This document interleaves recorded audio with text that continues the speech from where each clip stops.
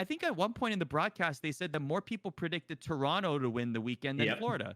They were at like 0.07% of the people picked them to win. I thought that was crazy because actually they're a really good team. I would have never picked them to beat all three of the top teams, and even I think that they faced Toronto round one, right? And even though Toronto's like 12th in the standings, they're actually a phenomenal like respawn team. So I like all four of the people that they beat were really good teams, and I was really shocked to see them like catch so much steam at the beginning and just have it last like throughout the tournament. They put up some really good respawn performances that were really impressive, and I think their stock's definitely going to be through the roof after this tournament. Yeah, no kidding. It was the Gorillas they faced on Oh, Saturday. They Gorillas, beat them yeah. 3-1. But it was a very tight series. I mean, it was 3-2 for a lot of these series for them, for Chicago and Dallas in particular. But still, they were able to clutch out, and a lot of people might not have expected that, and they would have expected it from teams like Dallas and Chicago and Atlanta as well that have proven this before. So I don't know. I've been thinking a lot about where does Florida fit now in the conversation. If Atlanta and Dallas are still battling for 1 and 2, and I still give the edge to Atlanta just based on past performance and not just because you're sitting here with me. That third spot, though, I mean, I think it's theirs. It's got to be Florida at this point. They've won 2 championships. I mean, it's kind of weird. It's like it feels bizarre to say it because of who plays for the Huntsmen and what they've already done. But Florida has had more final showings, and Florida has had more recent success. So they're 3-0 versus Chicago too. So yeah, a lot of people have them at like 1 or 2. I don't have them that high yet, just because one performance, even though it's an amazing performance, like I guess it makes up for my disappointment from an 0-6 performance at their home series. It makes me like they're top tier. They're at that S tier with everyone else now. I think they're very good. I think if they come out in Paris and do the same thing, or even like grand finals and very like impressive performances, I think they'll be 1 or 2. But like right now, I think third is perfect for them. I still think Dallas is too. Like I think us and Dallas are interchangeable at 1 and 2. And then based off scrims, like if we were going off scrims in my mind, I think they're like battling for like the 2 seed. I think New York's probably 4 for me. But just off tournaments, I think it's Chicago's a 4, and then I think London or New York's gonna be like 5 for me. But yeah, definitely really impressive.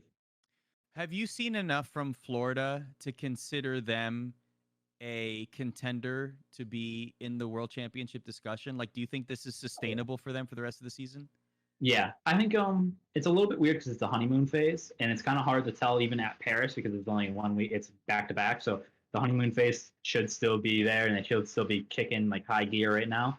But I definitely want to see them like at the tail end of the season, see if they still have all the steam. I think like obviously they're going to be.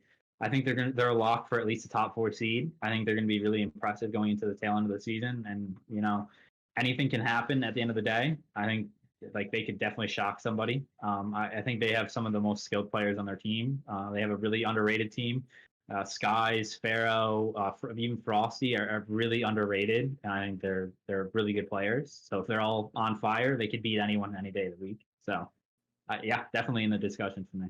So one other thing that's very interesting is the debut of Awakening, who has this incredible tournament performance, and a lot of people were talking about him now in the discussion of the greatest debut tournament performance ever. And obviously Simp is somebody who gets brought up a lot. So I'm actually curious, did Simp say anything about that? Like, because people always point to him as having that amazing performance when he debuted, right? Like, did he say anything about Awakening afterwards?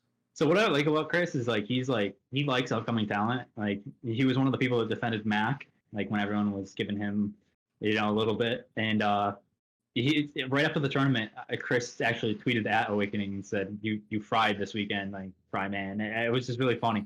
So actually, he just likes when people perform well. He's a big fan of young talent coming up, and I would put Awakening. Awakening's up there in one of the like top 3, introductions into the league like that. I think that was a crazy performance by him just to beat the top 3 and then also put up big numbers, which is just insane.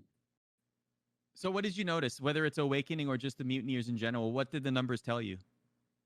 So right off the bat, I mean, Skies was absolutely insane this past weekend.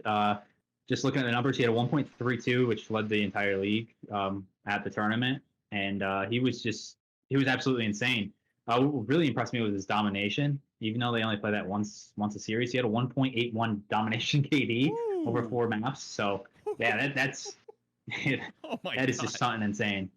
So he was disgusting this week, and a lot of people don't give him credit. All the way back from LG last year, I think UIU. He's been disgusting, and he's finally having his come up. So I'm happy for him. Well, good for the Florida Mutineers. They are the Minnesota Rocker Home Series champions.